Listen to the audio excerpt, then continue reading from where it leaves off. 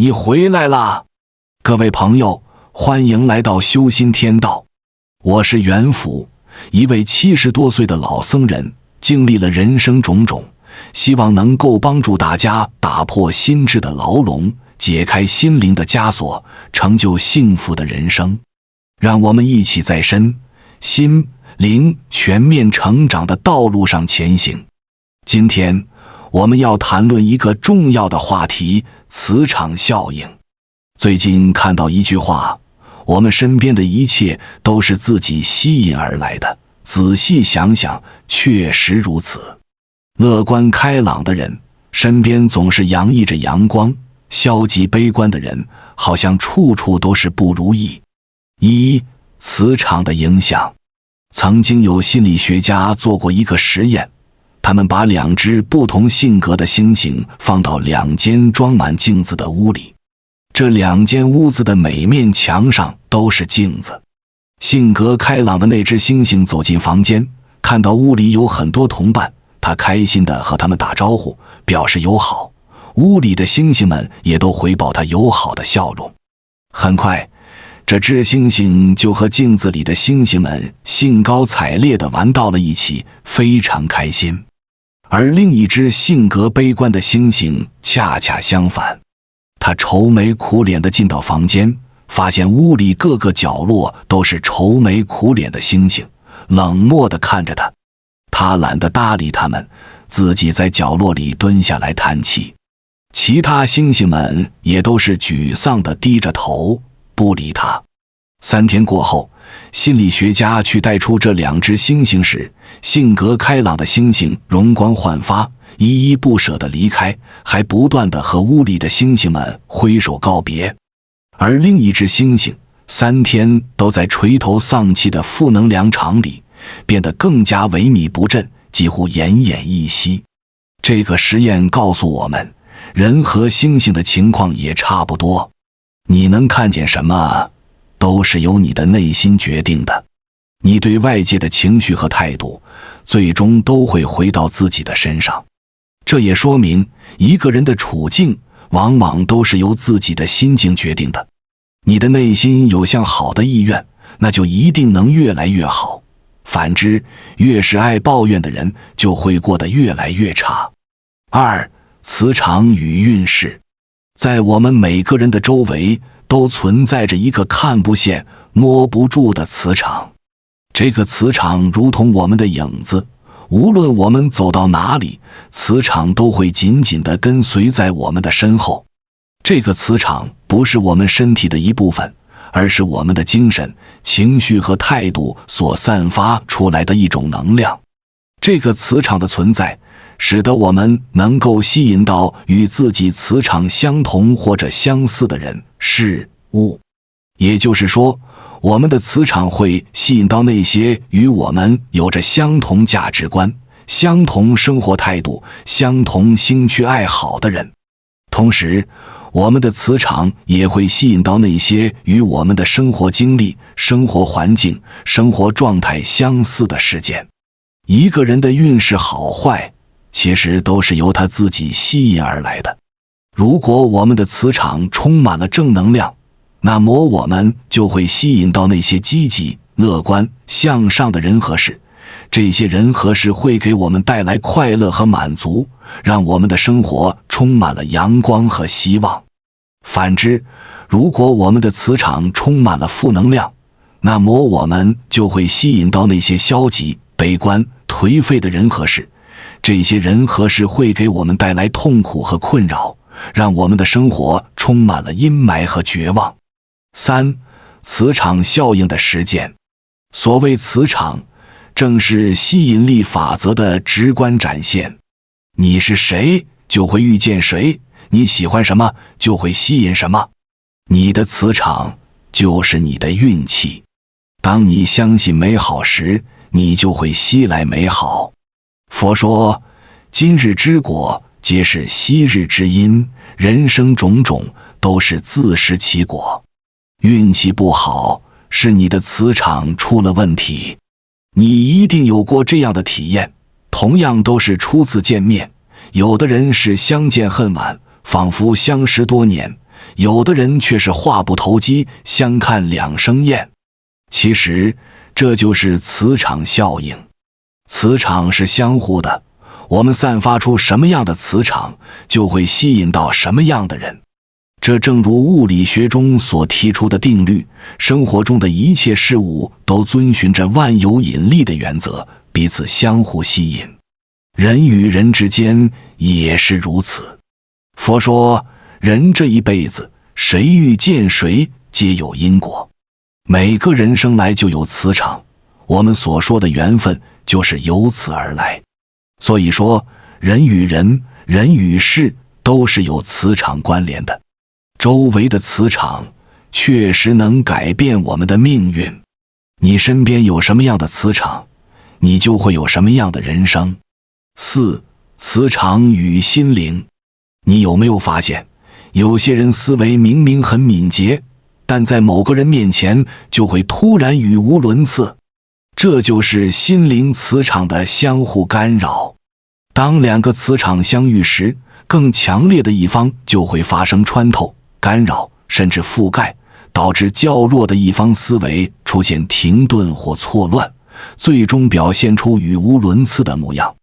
每个人的磁场都能释放和吸收，在消极的磁场中，你就会吸收到负能量，运气就会变差；在积极的磁场中，你才能感应到正能量，人生才会一顺百顺。与干净的磁场在一起，你就会变好，运气也会变好。华严经告诉我们，境无好坏，唯心所造。当你内心阴郁积累太多时，你的磁场能量就会削弱，于是烦恼产生，诸事不顺。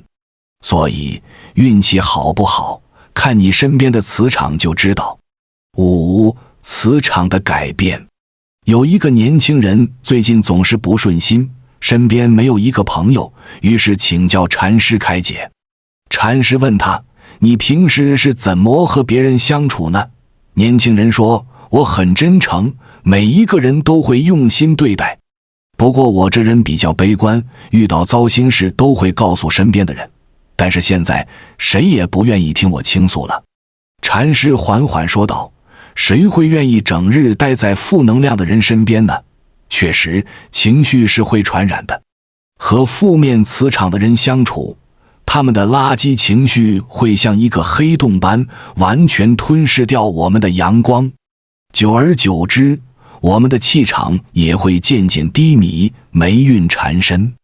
反之，与正面磁场的人相处，他们积极乐观的态度会传染给我们自信阳光。久而久之，我们的整个气场都会发生改善，运势自然就会增强。6.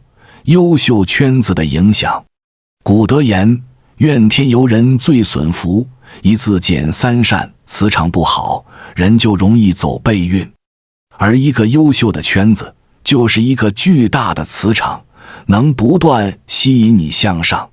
与智者并肩，你才能累积善缘；与善友同行，你才能感召福德。一个人的磁场圈子，决定了他一生的命运。和正能量的人在一起，运气一定不会太差。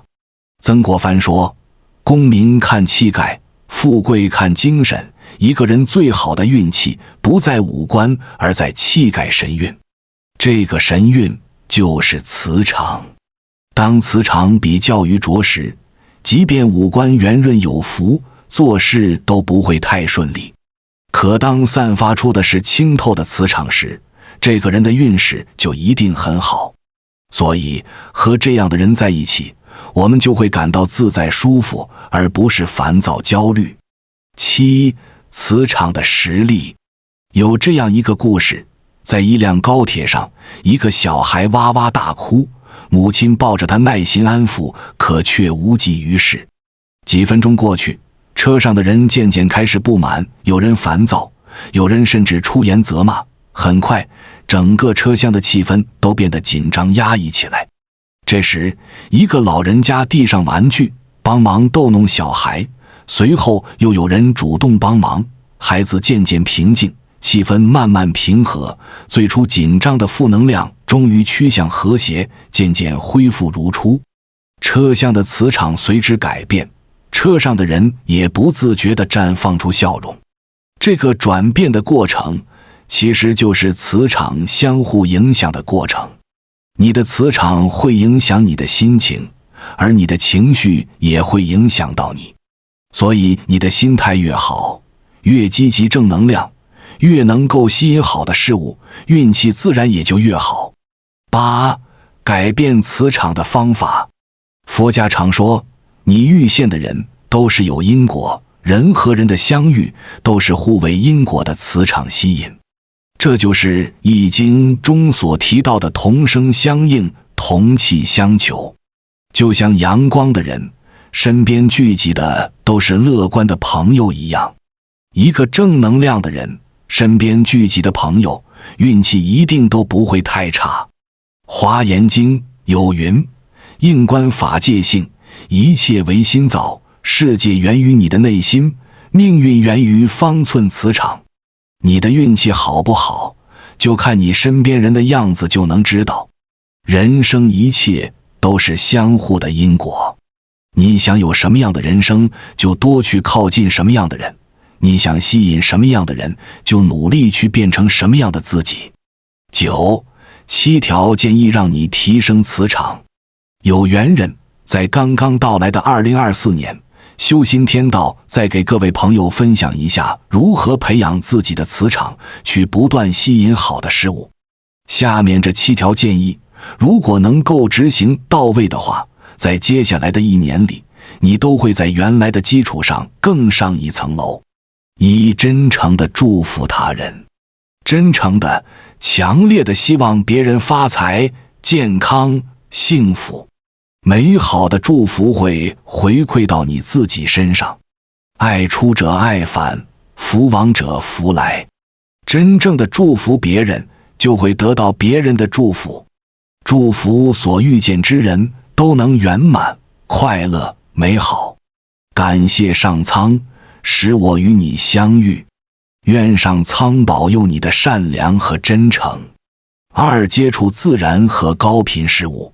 大自然是最净化能量和磁场的，多出去进行天补和地补，晒太阳、温阳、补血补气、祛寒、晒后背、大椎，帮助去除身体的寒邪，去湿气。多在有绿植的地方散步，或是一个人走走。日常养气血，美丽是能量，是气血，能量打开了，人会越来越美，好运自然就来了。3. 给自己买一份新年礼物。把钱花在提升自己的地方。给自己买一份新年礼物，它不一定会很贵，但一定是要有能量的。或许是一束鲜花，奖励自己一份美食，亦或是一场音乐会，一次特别的体验，或是新的杯子、新的记事本，告诉自己，我在变化，我愿意更好。只要你能够让自己开心，幸福就是值得。开心的花钱，把金钱花在提升自己身上，让金钱流动起来。4. 不要受到别人的干扰，保持积极乐观的心态，事以密成，予以谢拜。想做的事，对任何人都不要说。大财永远都是闷声获得的，说出来反而容易招小人。还有，不要到处透露关于自己的收入、家事、缺点等等。5. 告别内耗，关爱自己。如果你总期望爱人还需如你预期般那样努力，孩子还应更好，内心就会总拧着一股劲，要改造对方。这种反复内耗会直接损耗心劲儿和能量，慢慢变得内心无比疲惫。何不就活个期望干劲，把关爱就放在自己身上吧。想要什么样的生活，就让自己成为配得上的样子。6. 开启一场断舍离，放下过去。修行就是把你的眼光先从这个事情上，从你盯得最紧的那个地方移动开。抬起头来，如果你盯住它，这个东西一定会出问题。不管是失去还是得到，它其实就是个心，因为一切都在你心性里边运作。这个世界的幸福、痛苦、烦恼、快乐、拥有、失去，全部在你的心性上运作。七诵经，积德，清理你的心。日行三善，语善、事善、行善。日行一善，福虽未至，祸自远矣；日行一恶，祸虽未至，福自远矣。要积累善报，因为众生的心性、心源那种烦恼，那些根源是生生世世停留下的。你没有贪嗔痴慢疑，正道刹那就净了，就清净了。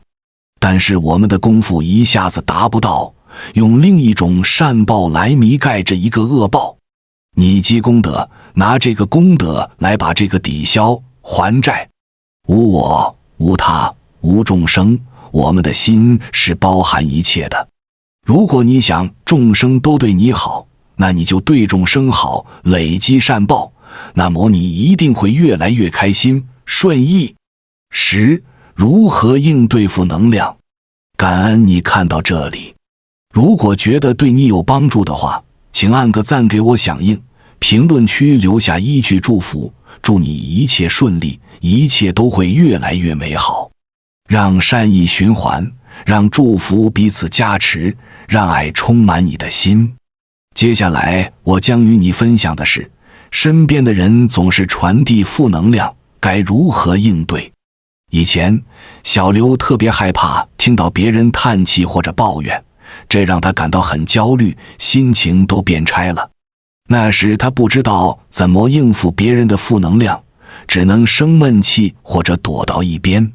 可最近小刘通过下面这3个方法排除干扰后，再次听到别人叹气或抱怨，不仅没受到影响，还能兜住别人的负能量了。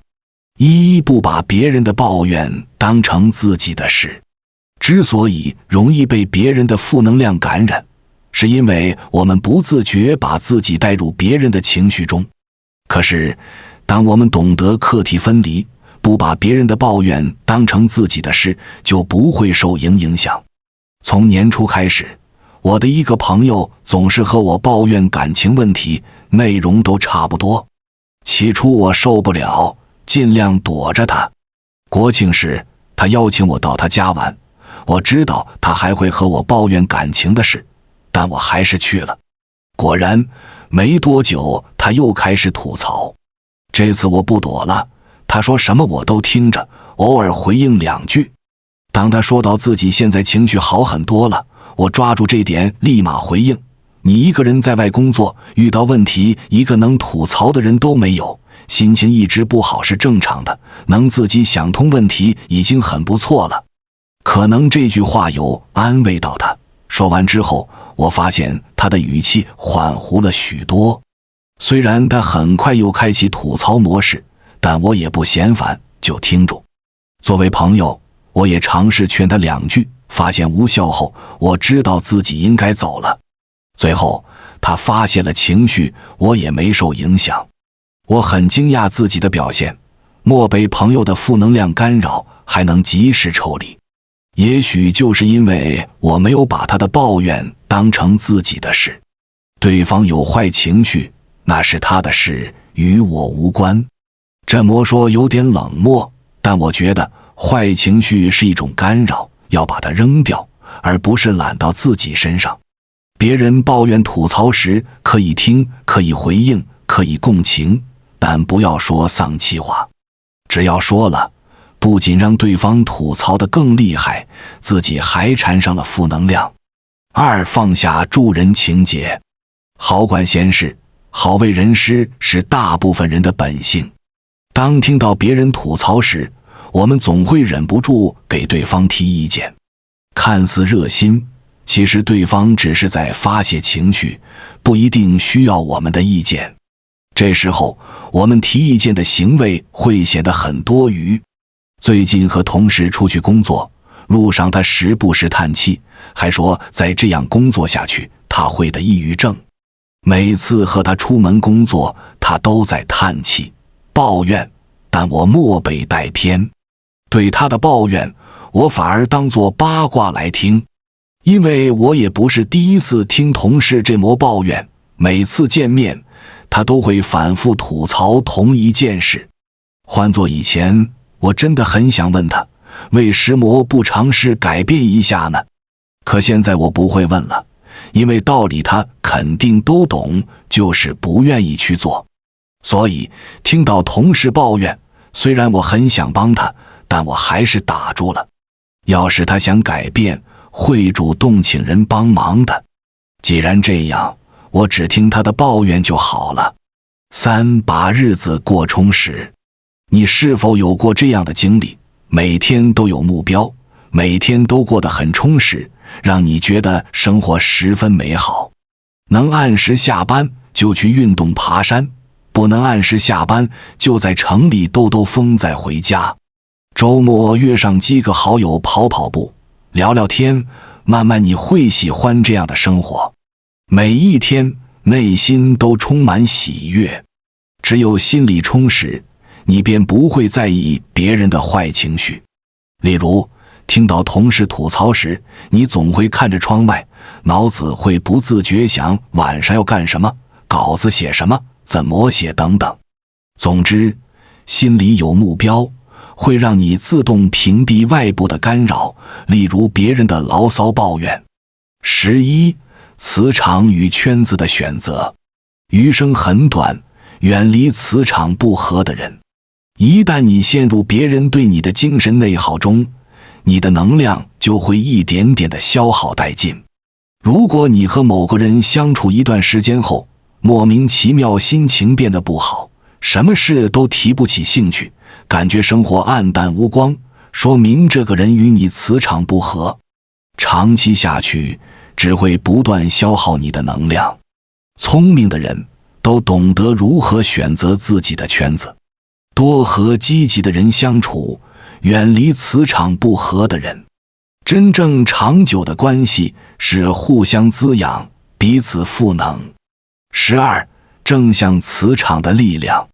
感谢你看到这里，请记住一句话，只要你内在光明，积极向上，能量足够高，磁场足够强，就一定会吸引更多的同频能量来反转人生，重新洗牌。